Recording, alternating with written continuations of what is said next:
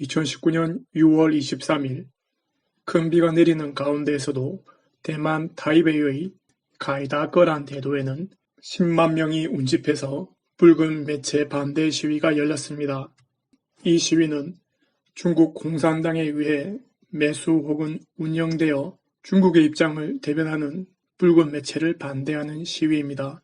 무척 중요한 뉴스인데 한국에서는 아직 관련 뉴스를 찾아볼 수 없고 보도되어도 비중 있게 보도되지 않을 것 같아 제가 알립니다. 대만은 한국과 더불어 아시아에서 민주주의가 가장 잘 정착된 국가 중 하나입니다. 하지만 중국 공산당에게 있어서 대만은 가장 핵심 이익을 지닌 국가이기 때문에 대만의 자유와 민주주의를 파괴하기 위한 중국 통일전선의 공작과 침투가 심합니다. 중국 통일전선은 대만의 방송국, 신문사 등을 매수하여 친중 성향의 뉴스를 보도할 뿐 아니라 대만의 선거에도 여론 조작, 우마오당 댓글 조작 같은 광범위한 공작을 실시하고 있습니다.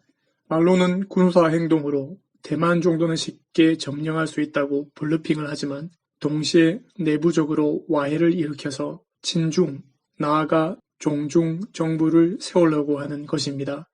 중국은 심각한 통제사회, 대만은 열린 사회, 마치 한쪽은 칼과 방패를 들고 다른 한쪽은 맨손으로 싸우는 불공정한 전쟁입니다.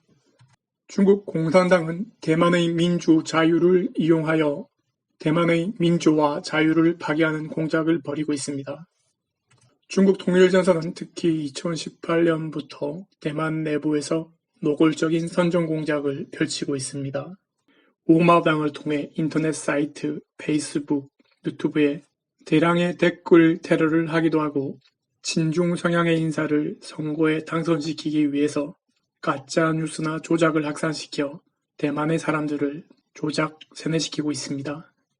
대만의 친중 매체로는 중티엔, 중스, 중고스바오 등이 있습니다.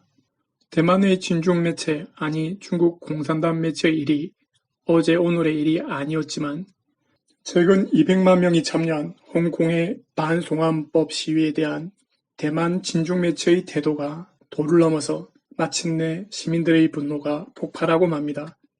홍콩에서 일어난 반송환법 시위에 대해 정상적인 대만의 매체들은 이를 신문 일면 타이틀 혹은 방송 탑뉴스로 방송한 반면 대만 내 친중 매체들은 이를 아예 보도하지 않거나 이러한 시위는 중국의 얼굴에 먹칠하는 행위다라는 논조로 기사를 실었습니다. 중국 통일전선은 국민당의 친중 성향 정치인인 한고위 가오숑 시장을 2020년 대선에서 총통으로 당선시키기 위해 대만에서 장악한 붉은 매체를 통해 붉은 선전전을 하고 있습니다. 이에 참지 못하고 시민들을 주축으로 해서 붉은 매체에 반대하는 시위가 열린 것입니다. 제가 중국이 한국 선거에 개입하는 10가지 방법이라는 동영상을 올렸는데 일반적인 한국인의 보편적인 인식으로는 설마 그렇게까지 하겠어라고 생각하실 수 있습니다. 하지만 그렇게 생각하신다면 중국 공산당의 의도대로 당신은 확실하게 작업당하신 것입니다. 실제 중국의 실상보다 훨씬 좋은 이미지나 왜곡된 이미지가 당신에게 박혀있는 것이 됩니다. 중국 통일전선이 원하는 대로 사고가 조작된 것입니다. 한국에서도 중국의 통일전선은 중국 공산당의 목적을 달성하기 위해 광범위하게 치졸한 샤프 파워를 행사하고 있습니다. 갈수록 심해지는 대만의 자유를 이용해 대만의 민주를 파괴하는 중국 공산당의 노골적인 행위에 대해 최근 대만 내부에서도 변화의 조짐을 보이고 있습니다. 6월 20일 차이잉원 총통은 우리는 언론의 자유를 중시하지만 악의적인 방식까지 수용할 수 없다며 대만의 자유를 이용해 대만의 자유를 해치는 것을 방임할 수 없다라고 말했고 입법부에서도 이에 상응하는 조치의 개정 법안들이 통과되었습니다. 힘들게 이룩한 대만의 자유와 민주주의가 중국 공산당의 농간으로 훼손되지 않기를 바랍니다.